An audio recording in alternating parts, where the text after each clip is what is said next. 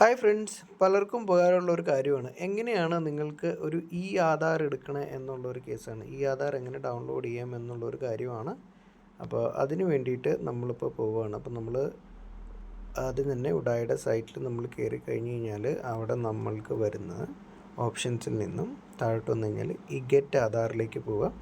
Get ആധാറിൻ്റെ താഴോട്ട് നമ്മൾ വന്നു കഴിഞ്ഞിട്ടുണ്ടെങ്കിൽ ഡൗൺലോഡ് ആധാർ. ഓക്കെ, അപ്പോൾ ഇവിടെ നമുക്കൊരു ആധാർ നമ്പറിൻ്റെ ഇതിനകത്തായിരിക്കും ആദ്യമേ തന്നെ കിടക്കുന്നത്. അപ്പോൾ ആ ആധാർ നമ്പർ, നിങ്ങളുടെ ആധാർ നമ്പർ ഒന്ന് എൻ്റർ ചെയ്ത് കൊടുക്കുക. അപ്പോൾ അതനുസരിച്ചിട്ട് ഉള്ള സംഭവങ്ങൾ നിങ്ങൾക്ക് വരുന്നതായിരിക്കും.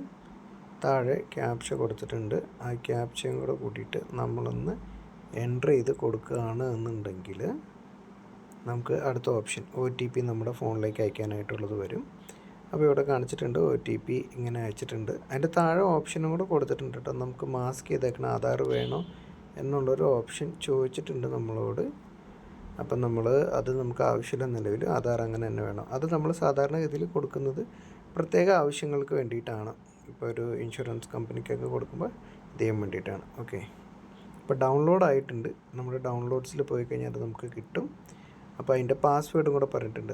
ഇപ്പോൾ നമ്മുടെ പേരെന്താണോ, നമ്മുടെ പേരിൻ്റെ ആദ്യത്തെ 4 അക്ഷരങ്ങളും ഇയറുമാണ് നമുക്ക് അതിനകത്ത് വരുന്നത്. അപ്പോൾ ഡൗൺലോഡ്സിൽ പോയി കഴിഞ്ഞാൽ നമുക്ക് ജസ്റ്റ് നോ ഈ ആധാർ എന്ന് പറഞ്ഞിട്ട് കൊടുത്തിട്ടുണ്ട്.